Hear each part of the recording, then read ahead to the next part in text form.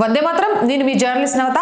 Welcome to our voice. ఇప్పటిదాకా ఇక ఏమంటారు ముస్లిం రాజులు చాలా గొప్పోళ్ళు, ఈ దేశానికి శానా చేసిండ్రు, ఆలయాలు కట్టించిండ్రు, వాళ్ళు వేసినన్ని జోకులు ఇంకెవ్వరు వేయరు, వాళ్ళు చూసినట్టు ఎవరిని చూడలేక ఇట్లా చరిత్రలో రాసి రాసి రాసి రాసి ఈడ సనాతన హిందూ ధర్మం మీద వాళ్ళు చేసిన దాష్టికాలను కనపడకుండా చేసింది కాంగ్రెస్ ఆ పుస్తక చరిత్ర ద్వారా. ఇప్పుడు అంతకంటే దిగజారిపోయిందట దేశ రాజధాని ఢిల్లీలోని జమియా మిలాయా ఇస్లామియా అనే విశ్వవిద్యాలయం. వీళ్ళెంత దరిద్రమైన భావజాలంతో ఉన్నారు అనంటే, ఇప్పటికే రాహుల్ గాంధీ ఈ దేశం యొక్క పరువుని ప్రపంచ దేశాల ముందు తీయడానికి విదేశీ టూర్లు చేసి మాట్లాడుతారు. ఇక ఏకంగా వీళ్ళు విద్యార్థుల మెదడులో ఎంతవరకు విషం నిండింది అని తెలుసుకోవడానికి, విషం నిండకపోతే నింపేయడానికి విషపూరిత ప్రశ్నలను ఇస్తారట.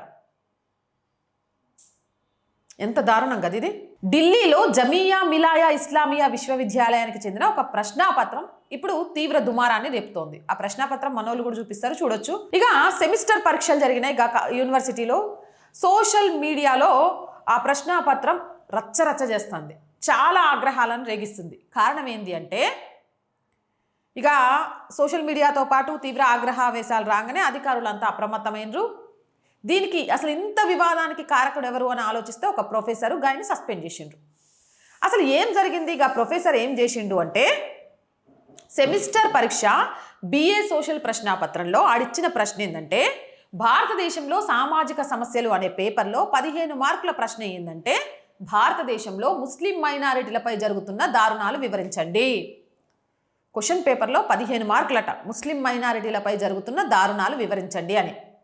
రాసిన ఆ క్వశ్చన్ ఇచ్చిన ప్రొఫెసర్ని అడుగుతున్నా, ఏమ్రా దుర్మార్గుడా, ఎడగనబడ్డాయి నీకు మైనారిటీల మీద జరుగుతున్న దాడులు? రాడికల్ ఇస్లామిస్టులు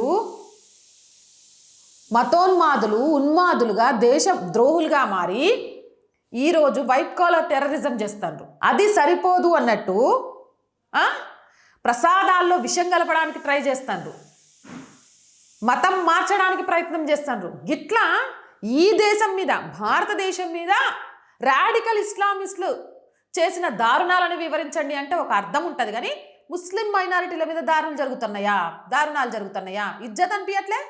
బుద్ధిలే? చదువుకున్నావా అంటున్నా? అన్నం తింటున్నావా, గడ్డి తింటున్నావా? ఎడగనిపించింది నీకు?